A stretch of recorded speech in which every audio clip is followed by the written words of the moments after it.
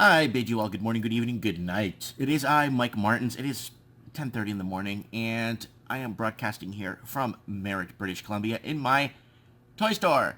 Just hanging out, waiting to open my doors. It's still early, and it is pretty frigid out there.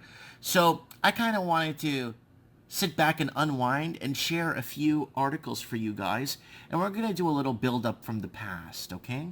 So let's start building it up from the past. We got an article here from 2013 July, and it comes to us from the CBC, Canadians Broadcasting Crap. Now, it says here 16% of Canadians watch no cable TV. Now, 1 in 6 Canadians don't have cable TV. And instead rely exclusively on watching video content over the internet, says Tim Chung. About 16% of Canadian adults said they no longer watch any conventional TV and strictly stream online content, according to a report by measurement firm ComScore. ComScore, I guess, basically finds the ratings and lets us know what they are, right? The research, which has commissioned by Google, also found that 45% of respondents said they both watch TV and online video content. 35% say they only watch TV, and 4% say they watch neither. So 4% are completely unplugged and don't care about this craziness we're heading towards, or this spiral of dystopia that we're living in. And you know what? I don't blame them. So now let's fast forward now to March 31st, 2018. Number of Canadians with cable TV continues to decline as Netflix continues to rise.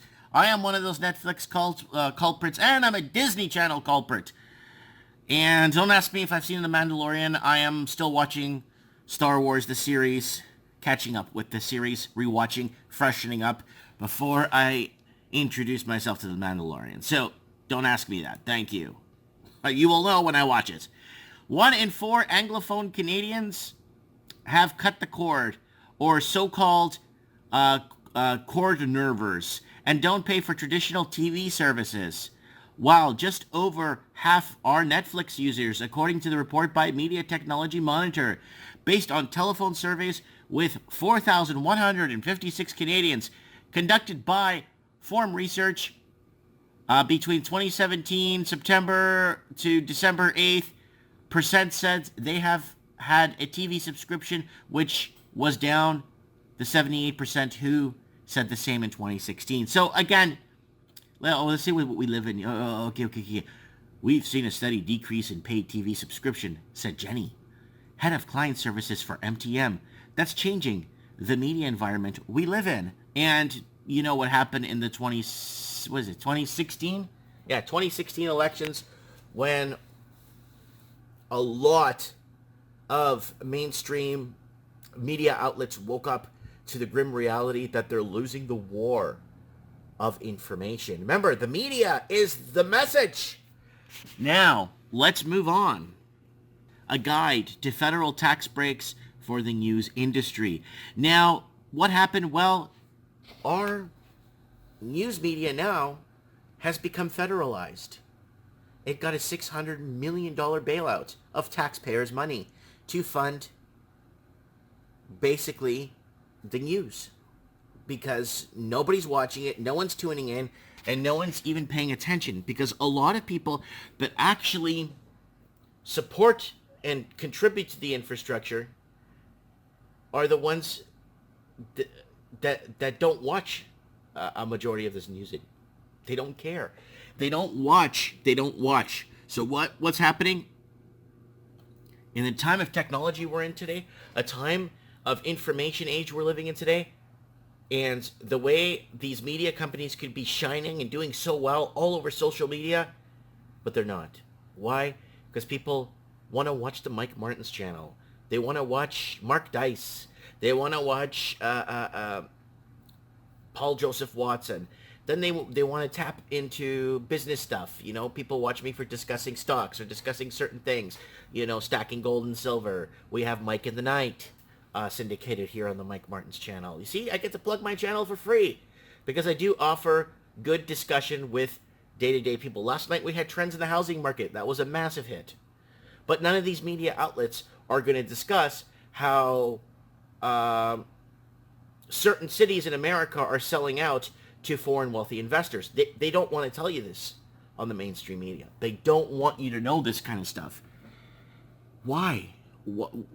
Because people would put measures into place to protect who they are and what they've made these places to be.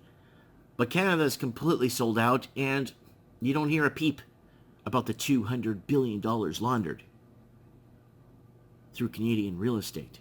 $200 billion in the last 5-6 years. And it's not pesos, it's dollars. So nothing gets sent out to the public that matters. The Liberals pledged to roll out nearly $600 million in subsidies to select news media outlets. Why would they do that? Now it's gonna make it even worse because no one's even gonna watch it now because they know it's paid broadcasting. They know. So how come when I'm watching YouTube, I let's say I'm checking out a story on RT, it would say, oh, by the way, this is a state media run broadcast. It's state media run. But how come in Canada, when you're watching YouTube in Canada and you're watching the news from, let's say, the CBC, whatever these guys are, whoever these guys are, how come these guys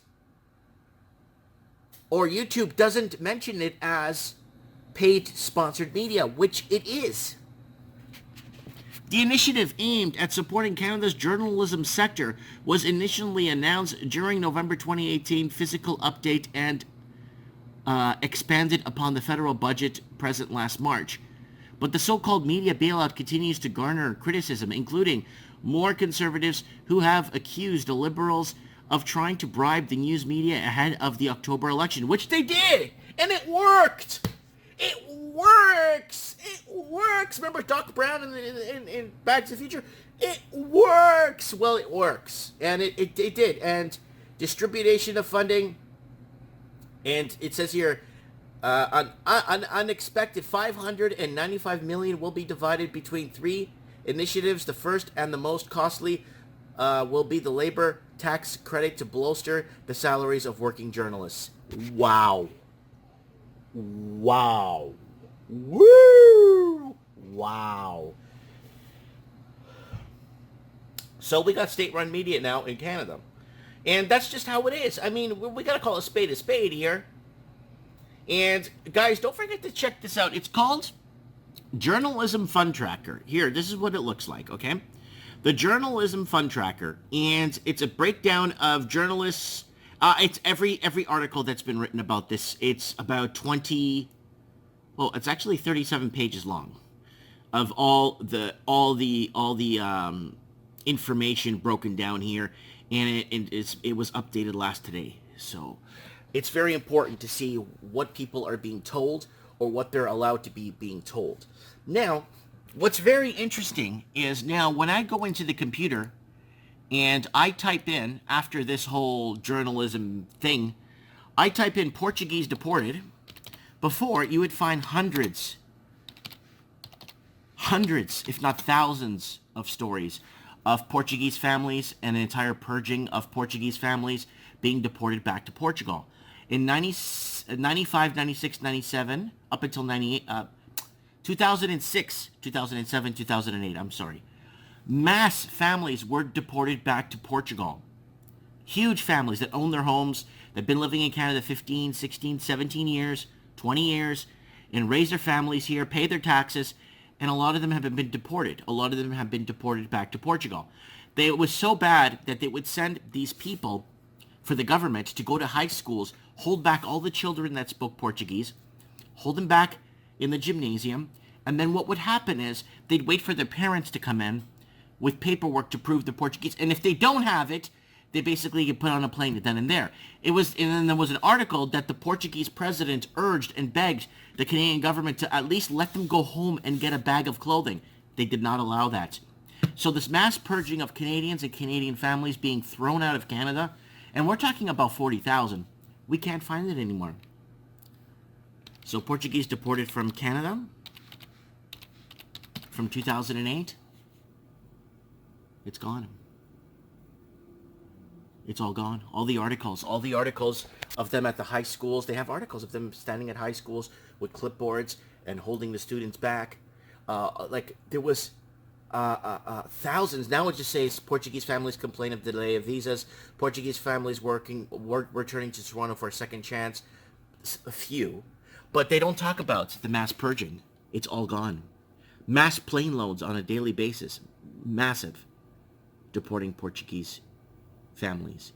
But it's gone. It's all gone from thing. I made a video way back they took down, and I went through all the articles, about 52 different articles, kind of touching base from different points of views. Some articles coming out of Portugal. But now when you go here, it's gone. It's literally gone. If you guys could find any of these articles, like legit articles of them at the high schools and all that, please let me know. Send us a link. Comment below in the video. I'd like to know where these articles went, because they're supposed to keep this. This information is crucial, so that when they're bringing in 1 million immigrants per year, but they decide to kick out all the Portuguese families, I don't know why, but they would want to pick just specifically on the Portuguese.